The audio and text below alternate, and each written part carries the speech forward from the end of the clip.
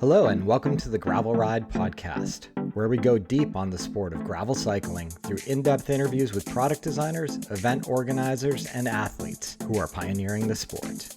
I'm your host, Craig Dalton, a lifelong cyclist who discovered gravel cycling back in 2016 and made all the mistakes you don't need to make. I approach each episode as a beginner to unlock all the knowledge you need to become a great gravel cyclist. Let me start this week with a question. Did you come to gravel cycling from another sport? This week's guest certainly did. Brennan Wertz spent his high school and collegiate years at the front end of another pack, the USA Rowing Pack. Brendan rowed for the national team as well as Stanford University, but injury led him back to cycling, a sport he discovered in his youth here in the town of Mill Valley, California. We're going to dive into his background and what's led this pro to be at the front end of the field in 2022. Before we jump into this week's show, I wanted to extend a big thank you and welcome to The Feed, a new sponsor here on the Gravel Ride podcast. I've been enjoying getting to know the team over in Colorado from The Feed and have been really impressed by their commitment to bring together not only products but education around this idea of human performance. Today I wanted to talk to you in particular about one category of product, their feed formula. As you know on the podcast, I've been kind of investigating through my own lens the idea of nutrition and performance and what I need as I've aged as an athlete. The team at The Feed has been working with Dr. Kevin Sprouse, who's the head of medicine for EF Education First Cycling Team. In their Athlete Daily formula, they've designed a supplement that's the right combination of micronutrients that can offset decline in energy production, help avoid burnout, and speed up next-day recovery. What I found super cool about the product that in addition to the base product, you can have optional add-ons. So if you're looking for additional immunity or more joint support, you can add those into the packets. Regardless of what you add into the package, we're not talking about 100 bottles sitting on your shelves. The feed formula is delivered in customizable mini sleeves. So each morning you pick one of them out, you rip it open, and it's got all the supplements organized for you in one simple place. The Feed is running a special offer on the feed formula right now. You can get your first order at 50% off by simply visiting thefeed.com/thegravelride. Again, that's thefeed.com/thegravelride for a special 50% off your first order of feed formula. With that business behind us, let's jump right into this week's interview. And welcome to the show. Thank you so much for having me. Yeah, really stoked to be here. It's a rare instance that I've got someone in my home in Mill Valley, so I'm stoked to have this conversation face to face. Yeah, me too. No, it's a real pleasure. We always jump into the conversation by learning a little bit about your background. So growing up in Mill Valley, when did you discover the bike and where did it go to from there? Really early on, it was a vehicle that I used to get to and from school just down the road here. I went to Tam Valley Elementary School, and I would ride with my parents when I was first getting started, kindergarten or the early days, ride to and from school. And then later on in elementary school, it just became more of a fun toy, something that I could go out and explore with and go with my friends out in the headland, rip around Mount Tam on our mountain bikes. So pretty quickly, I got into mountain biking more descent-oriented, I would say. I would go and do Downeyville with some friends every once in a while, and even went and did some of the downhill shuttle access riding at North Star once. Nice. Did they have the Tam High School mountain bike program at that point? They did. Once I got into high school, it was when I kind of got swept into rowing, and that required my full-time focus. Yeah, so how did that happen? I'm super curious to dig into your rowing career because I think, as I mentioned to you before, I've met so many rowers that came into cycling and with this huge engine. So I'm just curious to dig in a little bit about it. So you're freshman in high school. It sounds like you started rowing. How did that come to pass? I think of rowing as like a European or East Coast sport. So you out here in the West Coast, how did you get drawn into it? Yeah, I think a lot of people have that traditional view of the sport being very much like East Coast, Ivy League, or England and Central Europe. But the West Coast has produced a lot of really high quality rowing talent. There are a lot of top schools on the West Coast here. I went to Stanford. That was a good rowing program. And then there was University of Washington and Cal Berkeley. Both had very, very good programs. And I think a lot of it just has to do with the climate. It's the same with riding a bike around here. We can train all year round. With rowing, we didn't have to deal with frozen water. So I think that gives the West Coast a big leg up on its competition and on the schools out east. But more specifically, how I got into it, my parents were both rowers in college. My dad grew up here in Marin as well, and he rowed for what was Redwood High School back in the day when he was there, and it's now the Marin Rowing Association. So I rowed there, and in high school, they introduced me to the sport. They definitely did not pressure me to get into rowing, but they just introduced it to me, and they were actually kind of hesitant for me to get into rowing because it's not the best spectator sport. You travel to these odd places for this weird, oblong body of water to go and do these races that, it's kind of like watching a road race where you're standing on the side of the road or on the side of the lake and boom, the race goes by and in an instant it's over. So, but they were encouraging, and I went and tried out my freshman year and quickly found some success and found that the mountain bike riding that I had been doing in the years prior had helped set myself up for some success there with a lot of leg strength and leg power and just generally good cardio. And so that was kind of a smooth transition. And then, like I said earlier, the mountain biking I was doing was much more descent oriented. And so I had to kind of put that to the side because I knew the two didn't really complement each other. I was going out on the weekends and riding my mountain bike and trying to do more jumps and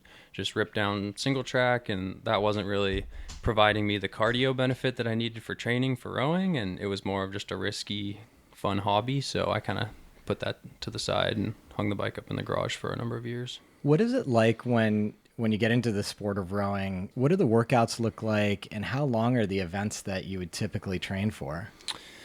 The events vary by season. So in the fall, the races are 5 kilometers long, which is roughly 18 to 20 minute effort. And then in the spring, and that's usually kind of like a time trial where you're racing against the clock and you start on roughly 30-second staggers.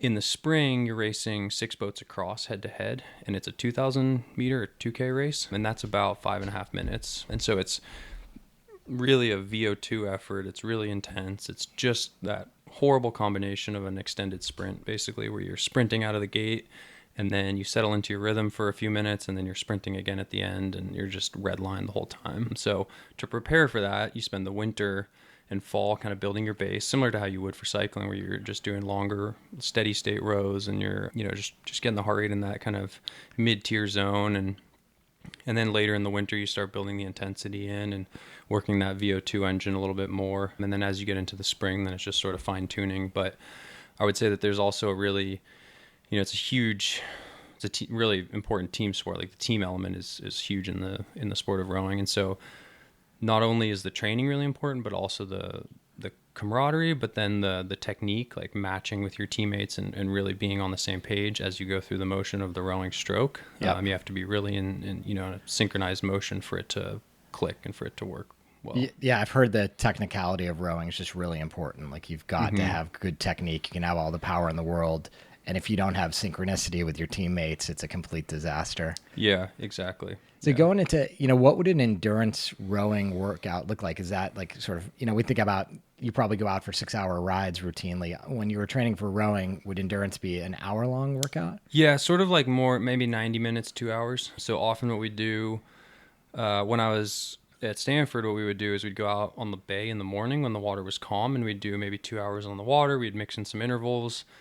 The nature of the bay is that we had this kind of channel that we would row in. It was a shipping channel in the port of Redwood City, similar to in high school we rowed in the Corte Madera Creek. And so you have this kind of 2-kilometer stretch of water, and so you can't ever really get a super long effort in because you're turning the boat, and so you have to stop and turn the 60-foot boat around in the body of water, and so it takes a minute or two to spin the boat. So you can't really get that super long extended steady state effort in unless the water is extremely calm. But I did spend one summer in Hanover, New Hampshire, training with the national team there, and that was an amazing place to train in the summer because we were on the Connecticut River and you could go as far as you wanted. So we would just take off and head north for an hour and then spin once and then come all the way back down. And so then it was really eye-opening for me to see the physical benefit you get from that kind of like real long endurance. So yeah.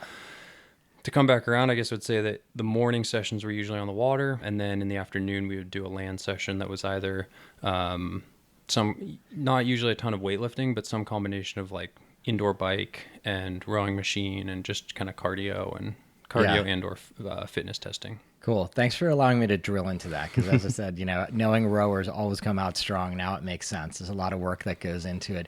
So you were competing at a pretty high level with USA rowing. at the end of your career. What led to you kind of leaving the sport of rowing and coming back to the sport of cycling? Yeah, most recently I was on the U23 national team in 2018, and we spent the summer, first the selection camp for the national team was held in Seattle, so we were training in Seattle, and once I made the cut for the national team, then we spent that summer traveling around Europe racing. We went to race a Elite World Cup. We were the U23 national team, but we were racing up at the elite level at the World Cup in Switzerland. We raced that, and that was when I started to have some really challenging rib pain and back pain. So rib and back injuries are quite common in rowing. And effectively what it is your ribs are separating and kind of stress fracturing through the rowing motion, just that repeated motion over and over again. And it was on my front and back, and it just caused a ton of pain, and it was really difficult for me to sleep or laugh or cough or sneeze. Any of those things caused a lot of discomfort. And so from there, we had a training camp after we were in Switzerland at the World Cup in Italy for 10 days. We went on the training camp, and I couldn't row at all that entire time. And so that was meant to be our final tune-up before we head to Poland for Worlds. And I was basically sidelined that entire time and riding this indoor spin bike, and the 8-man boat was going out with 7 guys, and there was just like, I could see them out on the water rowing, and there's just this one empty spot that was where I was supposed to be sitting, or they would have an assistant coach fill in who hadn't been rowing in 2 years. So It was kind of a grim situation, and I had to just patch it together. And I had a lot of KT tape, and daily, or I was meeting with the team physical therapist multiple times a day to get massages and get taped up and everything. And so really just hanging on by a thread through the end, and went to Worlds. We had a great team. The program that we were a part of that year was a very, very high level. A lot of really talented athletes there, and we ended up coming away with the win at Worlds, and we set a world best time. So on paper, everything was awesome, but I even had food poisoning during the event too. So I just kept getting all these, these blows along the way that it just kind of felt like maybe I should take some time, let my body recover from this and heal. And so I took some time off from the sport, and I came back home and was in really good shape, but I wanted to keep that going. I wanted to remain fit and exercise, but I needed a break for my body from rowing. And so I grabbed my dad's road bike and just started cruising around Marin a little bit, and really quickly just found the group rides and found the culture and the scene here in Marin, and really loved going out on those rides, and went and did a couple rides, and had just come back from winning a world championship. I thought I was, in this amazing fitness, and everything had been going pretty well. Training was good. And then I go on my first couple group rides, and I just get obliterated. I get dropped. I'm way out the back. I remember having to almost get off my bike over by Alpine Dam. I'd never really been out there and done that loop, and had no idea where I was or how much further I had to go. And it was really humbling, and I loved it. I was like, wow, this is just such a cool experience. I get to go out and explore these new places. And not to say that rowing training isn't inherently fun, but I don't know, maybe it isn't, where the act of riding the bike is just, it's inherently so much fun, and it just brings so much joy, and you're out seeing these beautiful places. And for me, that really quickly pulled me into the sport. So was that 2018? That was like fall of 2018. And at some point you must have had to come to the conclusion that your body or your mind, or you just didn't want to do rowing anymore. Was it the body that kind of was telling you you can't go back to the sport? Yeah, it was the body for sure. But then I also had I had this other voice in my ear like, hey, look, like this alternative is also awesome. Like, it's not like you're just walking away from something. Because I think if I had just left the sport of rowing and then had done nothing, it would have been really hard. But yeah. I had this other option that was amazing, and I was really enjoying. And at that point in time, the bike wasn't something new to me. I knew the bike. I had come to appreciate it. I spent, earlier in college, I spent a summer living in Germany doing an internship, and I brought a mountain bike with me, and I took the summer completely off from rowing. And that was the first summer where I rode the bike consistently and actually thought I was training on my bike. And I'd go out and I'd just ride. It was a cross-country bike, and I would rip through this German mountain range in central Germany near Frankfurt, and tons of single track and beautiful gravel roads. And I wasn't racing at all. I wasn't really looking at any numbers. I had Strava on my iPhone, but I wasn't geeking out on numbers or data or time or anything. I would just go out and ride, and really enjoyed it. And I had the opportunity to load my bike up a couple times and go on these bike packing adventures that summer. And so that I knew at that time I was not in a position where I could just walk away from rowing, because I was on a scholarship at Stanford. I knew that I wanted to go and sort of see that through. And that was my main sport at the time.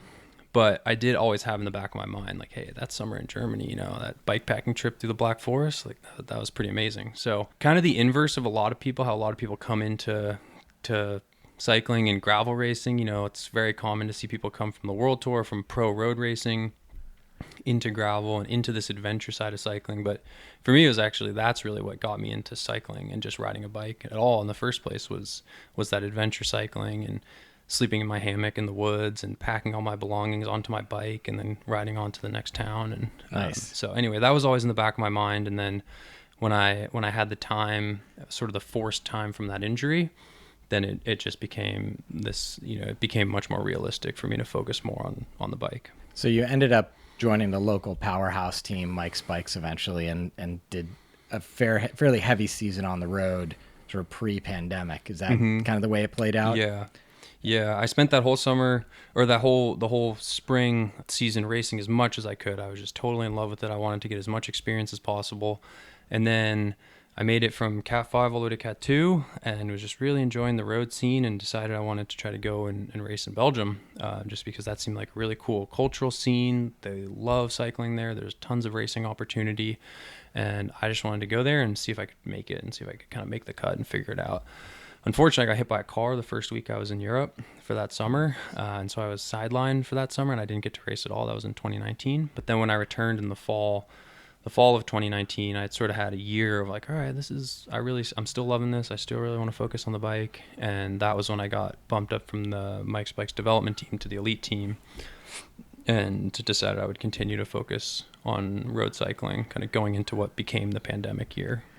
And I believe they gave you a little bit of leeway to try some gravel racing at some point, right? Yeah. So they were, you know, it's a really creative team. It's a creative bunch of guys and they all like riding gravel too. And they saw the potential there with a lot of these events. And so they supported me to go to a couple different gravel events and I went and did BWR with them. And so, you know, now last year in 2021, I had this awesome opportunity to go attend a few of these big gravel events, both with Mike's Bikes and then also with Above Category where I had started working. And then that's really what got my feet wet in the gravel scene, in the gravel racing scene. I guess I'd had a gravel bike for a couple years, or I guess a year, 2 years at that point. Yeah. So living in Marin, there's an awesome amount of gravel riding. It's kind of everywhere. It's really easy to access. So I'd been riding a lot of gravel, but I'd never really done any of the racing. And so then I had that opportunity to go attend some of these races and then just totally fell in love with it.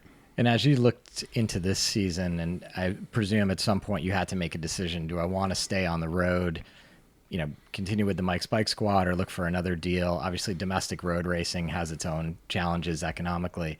What was your mindset in terms of choosing the gravel route, and how'd you come to that decision?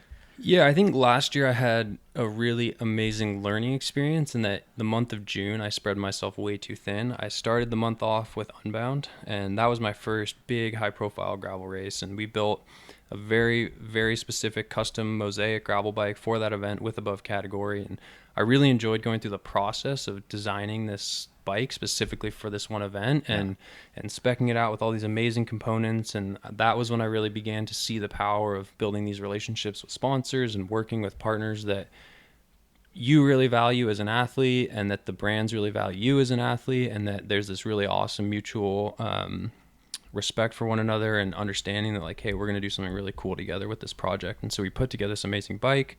I had the opportunity to go out and race Unbound. I had a blast building the bike. I had a blast at the event. I ended up getting 10th there, and that result sort of opened up some doors to go to a few other events throughout the summer. Under the Mike's Bikes flag at that point still? For the most part, under the Mike's Bikes flag, yeah. That specific event at Unbound I did as a marketing project with Above Category, and then later on in the summer I did Steamboat again with Above Category, but for the most part, all my other races, it was with Mike's Bikes. Gotcha. But yeah, to come back to that month of June, I did Unbound, and then right after Unbound, I went to Pro Road Nationals and raced that. So about 10 days after finishing Unbound, I was on the start line at Pro Road Nationals in the time trial. And that was an event that I'd been preparing pretty specifically for. So I had this sort of weird split in my training where I was doing these epic long endurance rides, going up into Sonoma and Napa, riding in the heat to train specifically for the Unbound effort. But I was also during the week doing intervals on my TT bike, knowing that a week after Unbound, I'd be racing the Pro Nationals time trial. And that was I wanted that to be a big focus of mine, the time trial, but just the way that the calendar worked, it was too short of a window for me to recover fully from Unbound and then prepare for the time trial. So I can't remember what I got. I think I got like 15th or 16th, and I was pleased with it, but I knew like I could have done so much better. My power target was 50 watts under my power target, and at Pro Road Nationals. And the following weekend I went and raced Elite Nationals because Mike's Bikes is an amateur elite team, and so we got to race up at the Pro Road Nationals, but then we went to the Elite Amateur Nationals, which is kind of like our national championship at our level. And by that point I felt like I had recovered a little bit more. Made a few minor fit adjustments to my time trial bike. Felt like I was flying on the TT bike. Ended up getting second in the TT at Nationals by I think 2 seconds. So a bit frustrating, but I felt like I hit my power target. Everything kind of clicked and it all worked. But I still felt like I left that event like, I don't know. I just spent these 2 weeks doing these national championships on the road, and the racing's super intense, and it's super fun, and it's really awesome to push yourself like that and be in that environment around all these, like at Pro Road Nationals, you're racing next to people you've watched on TV for a number of years, and you're like, oh, I'm right here next to them now. So it's a super cool experience. But, I finished those races, and it just seemed like I was kind of looking around, and everyone just after the race kind of went and did their own thing. They went their own separate ways, and no one was really talking to each other. It just didn't seem like all that much fun. Like, what's going on here? You compare that to your Unbound experience where everybody there's a joy at the finish line. Mm-hmm, and everybody's celebrating each other, and it's this huge party, and there's a barbecue or whatever, and it's a little bit more of an experience. And so then I'd kind of had those two national championship experiences, and then to finish June off, I think it was early July, I went down to San Diego for Belgian Waffle Ride, and that was kind of the moment when I was like, I think there's something like something really attractive here with gravel. And I went and did that race, and it felt just as professional as Pro Road Nationals. Like there was a caravan, there were cars, we're taking feeds from the follow car, we're getting bottles, like everyone's, riding very professionally.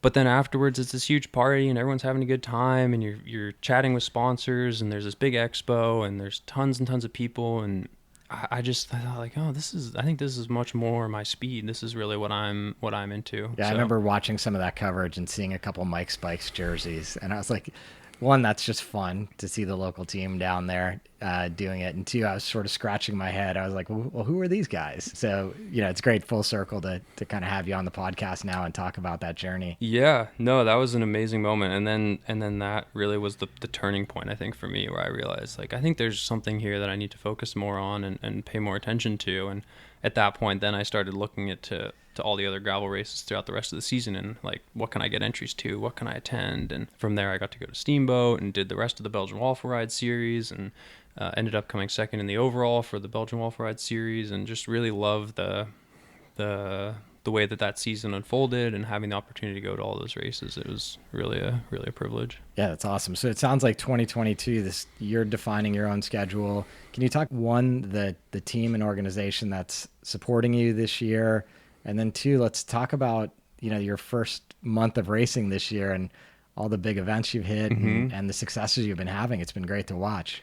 Yeah, so I signed with Pinarello to be a part of their Scuderia Pinarello team. It's an amazing team with a couple different focuses. Like I'm part of the competitive side of it, and so me and my teammate Braden Lang, we're going to be taking on all the biggest gravel races around the world. I have a packed calendar with races both in the U.S. as well as internationally, and then some of the other teammates that we have, they're community leaders. They're really active in their communities. They're inspiring people to get on their bikes. And what I really love about the team is that it's a super supportive atmosphere, similar to what I had back in my rowing days. Because this whole like gravel privateer scene, I think it can be a little bit lonely from time to time. Like you don't have a team network around you. You don't have that kind of base that I've become really accustomed to and really love. And so having that network of teammates around me that are supporting me and motivating me and inspiring me with all the stuff that I'm doing, and then, vice versa, they're inspiring and motivating their community. I think that it's just a really cool combination. So nice. I'm really happy to be a part of that.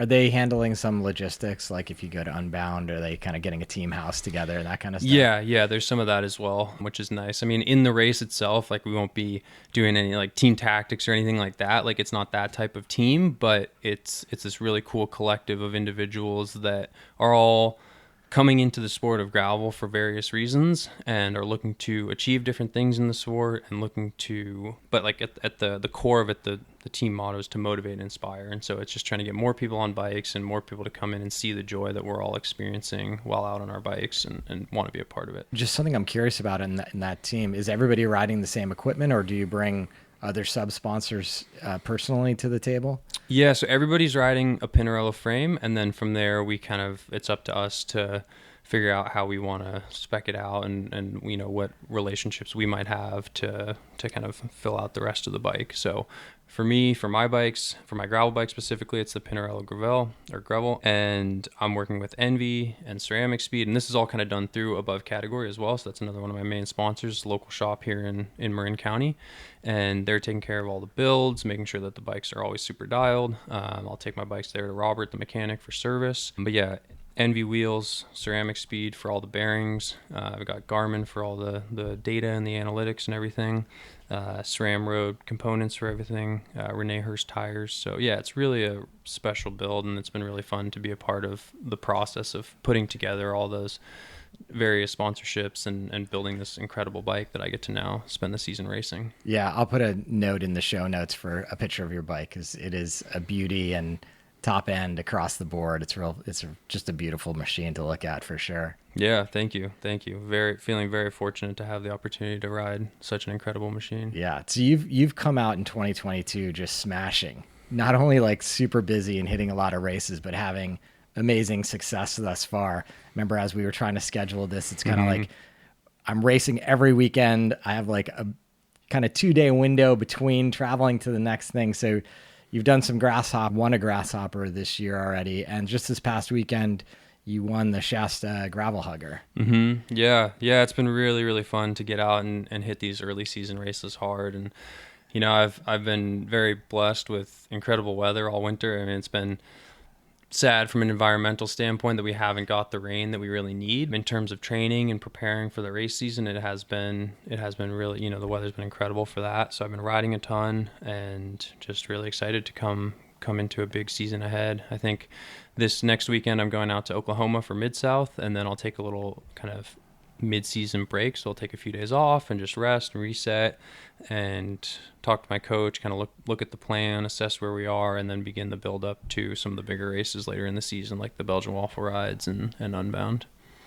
Cool. Yeah, it's interesting having talked to you and learned a little bit more specifically about your background, specifically that focus on time trials that you had kind of as a road racer.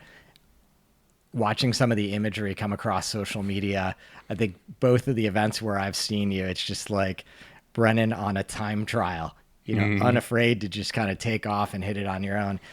Can you talk just a little bit about your mentality in this races, and if it's helpful to kind of talk about the Shasta race specifically, like how it broke down? Because I know ultimately you ended up out there with Adam Robert. So yeah, just curious, like what your mentality is and where you think your strengths are and how you try to break these races up. Yeah, I think what's been really fun for me in these early races is that if you look at all the courses that I have raced, they've been very, very different. So I did the low gap hopper, it started out with a 20-minute climb, and it was at an 8 or 9%, and we got Pete Stettin there. And so for me, when I look at these early season races, I look at trying to find just this really cool mix of diverse courses so that I can try different things out. And, the effort at each one of these races was so different. And so for me, I know that like a race like the Shasta Gravel Hugger, that's kind of that type of course is sort of more my bread and butter. It's rolling. What would be the elements of that? So like not a ton of climbing. I mean, I can climb when I need to, but it's not my favorite thing to do. Living here in Marin County, we've got tons and tons of climbing. You can't really go anywhere without climbing, but I do really love these fast rolling courses where you can just pedal all day long. So Shasta was very much that. And same with Huffmaster Hopper the week before. And for Shasta specifically, I know, Adam Roberts was there. I think that was his first race of the season. And I've had a ton of really good battles with him last year. And a lot of respect for him. He's definitely at the top of his game. And he showed up to the start line. It had been snowing the night before.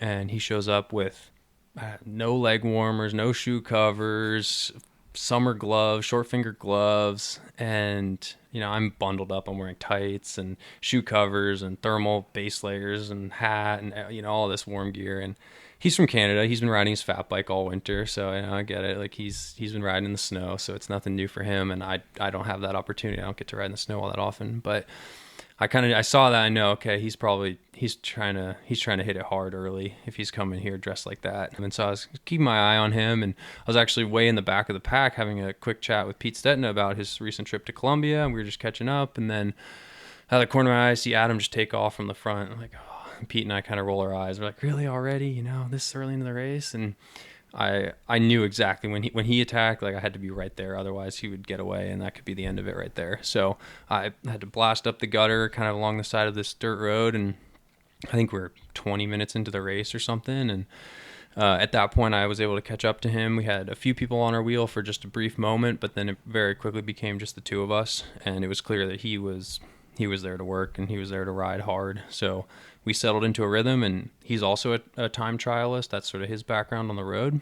And basically it was just like, all right, how long you want to rotate for? 2 minutes? All right, let's go. And then just 400 watts for 2 minutes, and then switch, and then do it again and again and again. And then 2 hours later, we're still doing it. And it took about 2 or 3 hours for us to get any sort of time gap. And then we got a time gap about 3 minutes. And then it started to get a little bit more spicy. There was some attacking and some cat and mouse, but I've been doing a lot of training recently where I go out and do these 5 to 7 hour rides, really working specifically on the last hour or two and doing all my intervals and the really hard stuff in that last hour, so that when it comes to that point in the race, that's what I'm prepared for. And it's very, very different from any of the rowing training I've been doing. You have this basically 5 hour warm up to get yourself nice and softened up and dehydrated and sweaty and everything, and then you really hit the intervals at the end of the session. So I felt like I had been doing a lot of that in training, so I knew that going into that last hour I would be in a pretty good place, and I was feeling good. So I knew that the course was changing direction. We were coming out of a long headwind section into more of a cross tailwind section, and so I attacked him over the crest of a climb, got into the descent, and I'm a little bit bigger than him, and so I was kind of able to just really put the hammer down on this descent that was pretty fast but a pedally descent. And then once it flattened out, then it was just kind of time trial mode, basically put the head down for 45 minutes and ride as hard as I could back to town. Yeah, amazing. Congrats on that victory. Thank you. It must feel good. Now going into, I feel like Mid-South is going to be the big test, because obviously, the Northern California scene is always cracking this time of year. And for me, I encourage anybody who's interested in seeing who's going to be at the front end of the field to look at those Grasshopper results, because the last few years running, aside from the pandemic, you could always see who was coming out with really good form. Going to Mid-South, obviously you're going to get athletes from different parts of the country. It's, sort of unofficially one of the bigger openers of the season. How are you feeling about that course? It's certainly going to be cold, so you had a little bit of that in Shasta. It could potentially be muddy. Are you changing your setup on the bike? Are you changing how you're thinking about that race? Yeah, I would say the only thing the only equipment I'd probably change is going to be my tires. Everything else is going to be the same. And to be honest with you, I haven't even decided what tires I'm going to run. It's kind of one of those things. I'm going out there with one setup. I'll probably have my Rene Hurst 38C Barlow Pass slicks on and cross my fingers that it's dry. But yeah, it does look like there's snow on the forecast for Friday, so the day before the race. So we'll see what happens there. I will bring definitely a spare set of knobbies just in case it does get really nasty and muddy. But I'm crossing my fingers for a fast dry race. I think that would suit me a little bit better. But with that being said, a crazy mud fest, it's one of those things where it could be an epic experience. You never know what's going to happen, and I would also embrace that wholeheartedly. Yeah, I really enjoyed watching Payson battle Pete Stetina that one year, and it was interesting as someone with a mountain bike background. I saw how Pete was treating his bike versus how Payson was treating his bike. And it just seemed to me that at some point Pete's bike is going to fall apart because he was just not babying it. He wasn't cleaning it in the same way Payson was. And so it was interesting to see it kind of play out in that respect. I tend to hope for all the racers' sake that it turns out to be a dry year, and hopefully it's just the cold snow, hard pack, and it'll be a fast day, because I think that'll be an interesting race to watch. Yeah, I'm really excited. I was messaging a little bit earlier today with both Payson and Ted King, and we've been talking about setups and everything, and it's going to be a good one. I think a lot of the top contenders are going to be there. It'll be our first big showdown of this season, and I couldn't be more excited to be kind of lining up against the top of the whole world's gravel scene at the moment. Yeah, out there in yeah. It Oklahoma. feels like, I mean, obviously last year we had a bunch of races go off, but it didn't feel like with what had happened in 2020 with the pandemic, it didn't feel like it was full throttle and everybody didn't have the same choices and opportunities. And I feel like 2022 is a clean slate. Like everybody's getting to where they want to get to. The races are going off, and it's just going to be fun to see all these talented athletes just kind of attacking this race season. Yeah, and I think it'll be interesting too to see like what people have been up to in the off season. Like my off season was very brief. I took a month completely off the bike, but then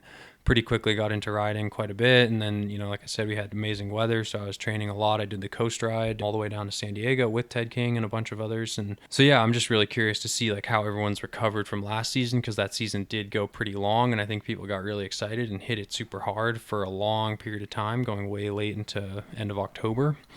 And so I'm just super excited to see like where everyone's at and get this kind of first barometer, first opportunity to gauge everyone's form, and then we'll take it from there. Yeah, you mentioned we've got obviously a lot of gravel athletes coming from the World Tour who have had long careers and have come to gravel.